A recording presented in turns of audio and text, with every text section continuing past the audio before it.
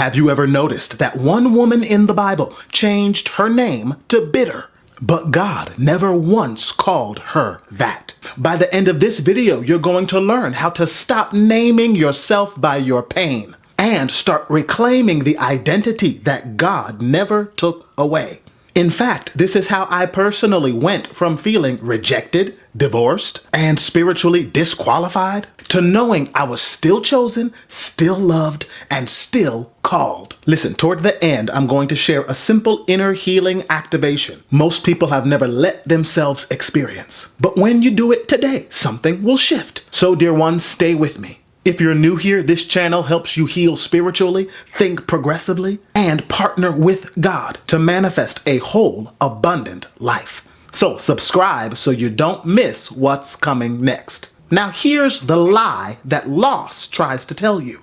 It doesn't matter whether it's a loss of a person, an object, a place, or a thing, or an experience. Loss tells identity lies and tries to get you to define yourself by that momentary experience. But when you awaken and realign to who you are spiritually, you recognize that you are bigger than one experience or several experiences. Your spiritual identity has transcending capabilities.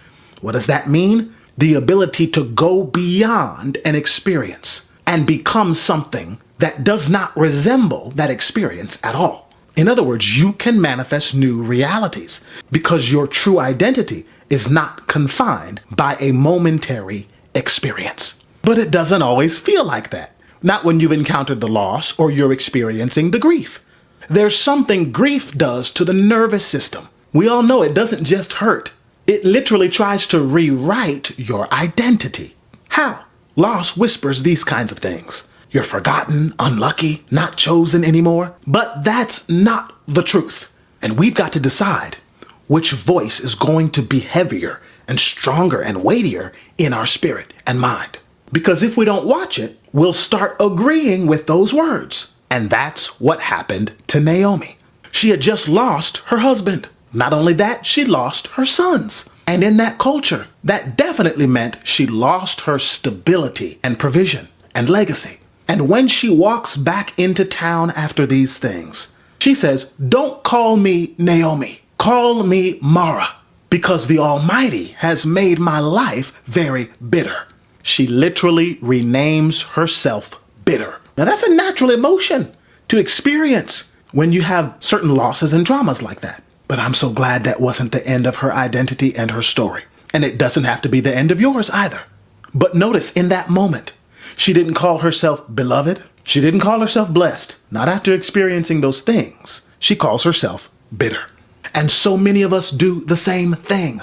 We rename ourselves divorced, unacceptable, rejected, unlucky. But those labels are not the truth of you, and they do not have to define or confine your future. You might feel an emotion from a present problem. You might feel an emotion from what you went through. But don't let that be your stopping point forever. Remember, you are a spirit being, and you have transcending capabilities, and you can manifest a new reality. The pain might be an experience, but it's not your identity. Can you lay your hands on yourself and say, "My identity is bigger than any experience," especially when you know who you are in God and who God is in you, and you remind yourself of this. It changes everything. Even teachers like Joyce Meyer have said, "Where the mind goes, the man follows." So even though you can experience a thing, when you dwell in it mentally, it recreates it over and over again. Now, a lot of this is actually how the human brain works. We rehearse scenes and experiences, oftentimes unconsciously. But when you can gain conscious control of the direction of your mind and your energy, and pivot to hope after you've done your grieving process, and pivot to vision, and pivot to future, and remember that you're a spirit being, and you can bring forth a new reality, and you can be inspired by that. Beyond your present predicament, you awaken a divine power that was asleep on the inside of you. You see, if you call yourself bitter long enough, your life would follow that script. So something changed for Naomi, and we find out that even others in proximity can have a positive impact on what we say to ourselves. Because Ruth, who didn't have to stay with Naomi, chose to stay with her. And we see Naomi finally stopped the pessimistic negative talk, which was her right to have after experiencing that kind of loss. But because of the love of Ruth, Naomi's conversation shifted. Her energy shifted. Her life shifted. Listen, if this kind of healing teaching helps you, grab my book, Reimagine God, below. It walks you step by step through renewing your identity at root level. Just go to reimaginegodnow.com and you can start reading the introduction for free before you go to bed tonight. Now, this scripture in Ruth chapter 1, verse 20 actually reframes the identity. She's naming her condition in verse 20. And she said to them, call me not Naomi, pleasant.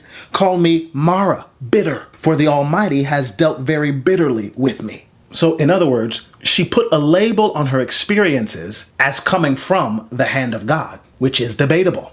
Verse 21, I went out full, but the Lord has brought me home again empty. Why call me Naomi, since the Lord has testified against me and the Almighty has afflicted me? ?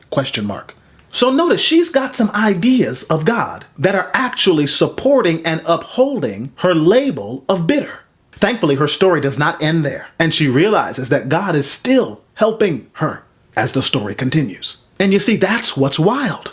God never agrees with her in this story. In other words, God doesn't say, you're bitter now. God just keeps seeing her as Naomi, which means heaven refused the label that she gave herself.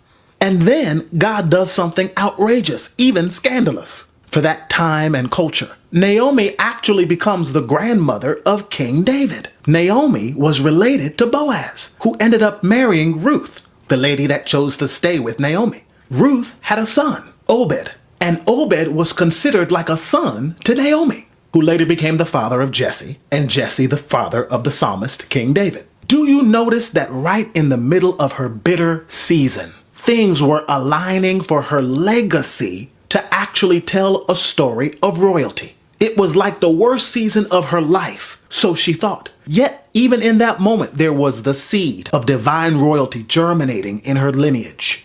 In other words, God was aligning something really wonderful for her, even in the middle of the heartbreaking loss that she had just experienced.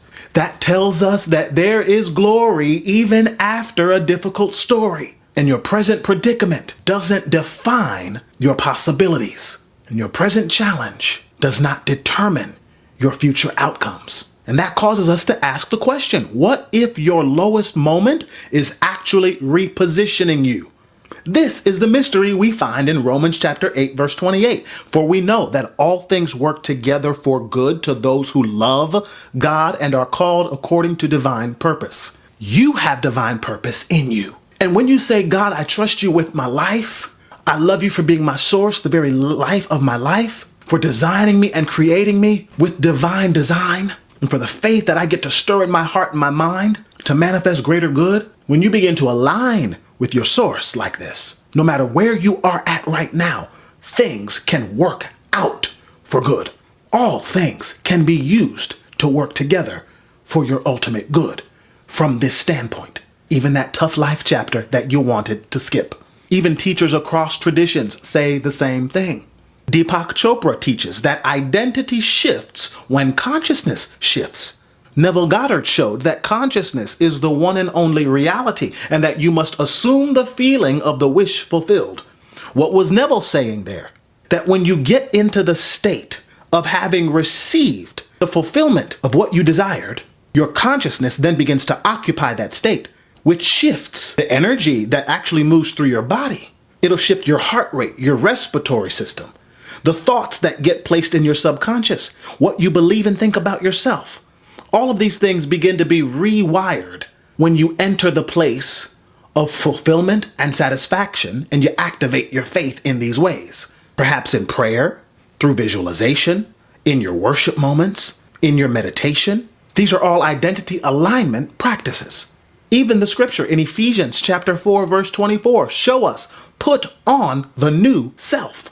It's not only positive thinking, it's identity alignment and spiritual renaming.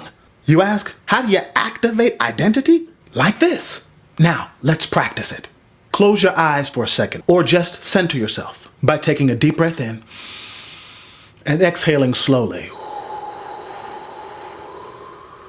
Ask yourself, what name have I secretly been calling myself? Now say, am I willing to leave it behind and let it dissolve? Can you let failure dissolve with new success? Can you let too old or too young dissolve with divine timing? And I'm always in the right place at the right time. And if there's breath in my body, there's purpose in my being. Can you let unwanted dissolve with chosen and desired? Can you let behind dissolve with right on time and divinely positioned for such a time as this? Can you see how these are the new files, the things that we've got to deposit in our subconscious minds and hearts? The names and the labels that we've got to replace the negative ones with. The names and the labels that we've got to take upon ourselves to form the identity in a way that washes out the negative labels. Because you see, God didn't call us those disempowering negative labels. Life experiences and loss tried to give us those labels. But when you remember you're a spiritual being and you can transcend it and bring forth a new reality, when you know who you are in God and who God is in you, new good opens up for you now. Isaiah 62:2, you shall be called by a new name that the mouth of the Lord shall give. Never mind what society says. Never mind what trauma or church shame tries to say. God names you beloved, blessed, whole, empowered. So replace it and say, I am chosen. I am beloved. I am called. I am divinely positioned. And something wonderful can come even from this point forward. No, the loss did not disqualify you. The true you is just being refined. Listen, if this message creates healing, empowering space for you, you can help us create more mental, spiritual spaces like this for others and expand it in your own world. Partner with this mission below. Just go to reimaginegodnow.com/partner. Your giving helps people who've been told they're bitter, broken, or excluded, and it helps them to discover they were beloved all along and equips them with the spiritual and mental tools to become who they're divinely destined to be. Remember, you and God are partners in how your story unfolds. And when you reimagine God, you reimagine yourself and the world of possibilities that unfold for you. So don't call yourself bitter when heaven still calls you beloved. See you in the next video.